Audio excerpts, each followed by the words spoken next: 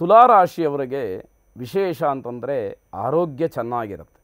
ಅದು ಬಹಳ ದೊಡ್ಡ ಐಶ್ವರ್ಯ ಕೊಟ್ಟ ಹಾಗೆ. ಆದರೆ ಶಾರೀರಿಕವಾಗಿ ಕಷ್ಟಪಟ್ಟು ಆಯಾಸವನ್ನು ಮಾಡ್ಕೊಳ್ತಕ್ಕಂತಹ ವರ್ಷ. ಪ್ರತಿಯೊಂದು ಕೆಲಸಕ್ಕೂ ತುಂಬ ಒತ್ತಡವನ್ನು ಹೇರುವಂತಹದ್ದಿರುತ್ತೆ. ಒತ್ತಡದಿಂದ ಆ ಕೆಲಸಗಳನ್ನು ಮಾಡ್ತೀರಿ ಅಂತಕ್ಕಂಥದ್ದು.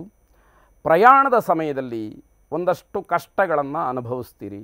ಪ್ರಯಾಣ ಇಚ್ಛೆ ಇರುವುದಿಲ್ಲ, ಆದರೆ ಅನಿವಾರ್ಯ ಪ್ರಸಂಗಗಳು ನಿಮ್ಮನ್ನು ಕಾಡುವಂಥದ್ದಾಗತ್ತೆ. ಪ್ರಾಣಾಯಾಮ, ಧ್ಯಾನ ಇತ್ಯಾದಿಗಳನ್ನು ಮಾಡ್ತಾ ಜೀವನ ಶೈಲಿಯನ್ನು ಬದಲಾವಣೆ ಮಾಡಿಕೊಳ್ಳಿ ಅಂತಕ್ಕಂಥದ್ದು ಇಲ್ಲಿಯ ಸಲಹೆ ಆಗಿರುತ್ತೆ.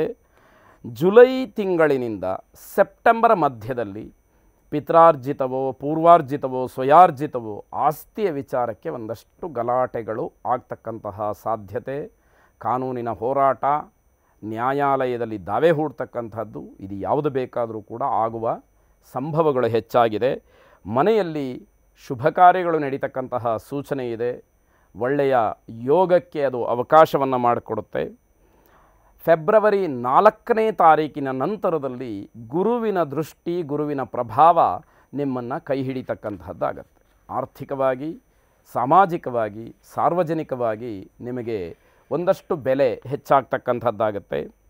ಮೇ 18ನೇ ತಾರೀಕಿನ ನಂತರ ರಾಹುವಿನ ಸಂಚಾರ ನಿಮಗೆ ಸಾಮಾಜಿಕವಾಗಿ ಸ್ಥಾನಮಾನ, ಅದರ ಮೇಲೆ ಹೆಚ್ಚಿನ ಪರಿಣಾಮವನ್ನು ಬೀರ್ತಕ್ಕಂಥದ್ದಾಗತ್ತೆ ಅನ್ನುವಂಥದ್ದನ್ನು ಹೇಳಬೇಕು. ನಿಮ್ಮ ಕೋಪ ನಿಯಂತ್ರಣದಲ್ಲಿರಬೇಕು.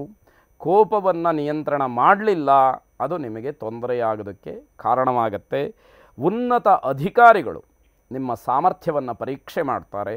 ಹಲವಾರು ರೀತಿಯ ಸವಾಲುಗಳನ್ನು ನಿಮ್ಮ ಮುಂದೆ ಇಡ್ತಾರೆ. ನಿಮಗೆ ಆ ಸಾಮರ್ಥ್ಯ ಇದೆ, ಆ ಯೋಗ್ಯತೆ ಇದೆ, ಆದರೆ ತಾಳ್ಮೆಯಿಂದ ಅದನ್ನು ದಾಟಿ ಬರ್ತಕ್ಕಂಥದ್ದು ಪರೀಕ್ಷೆಯಾಗ್ತಕ್ಕಂಥದ್ದು. 5ನೇ ಮನೆಯ ರಾಹು ವಿದ್ಯಾರ್ಥಿಗಳ ಜೀವನದಲ್ಲಿ ಒಂದಷ್ಟು ಆಟಗಳನ್ನು ಆಡ್ತಕ್ಕಂಥದ್ದು.